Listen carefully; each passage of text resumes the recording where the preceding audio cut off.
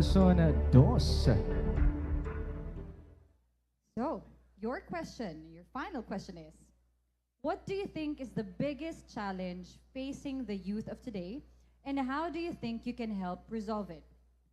What do you think is the biggest challenge facing the youth of today, and how do you think you can help resolve it?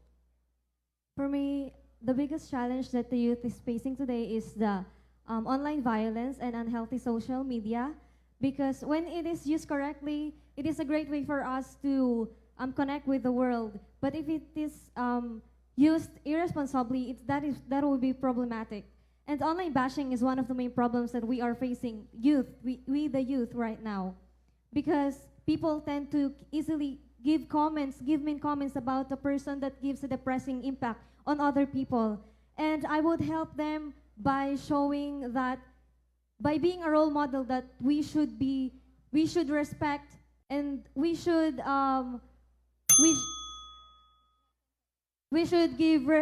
always give love and respect in all forms. Thank you. There you have it, our candidate from Poblacion 2, Kylie Aubrey Escobar.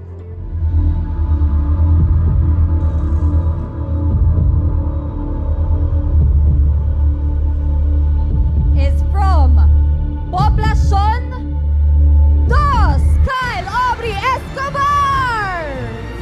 Welcome your Miss Baler 2022! Poblacion 2, Kylie Aubrey Escobar.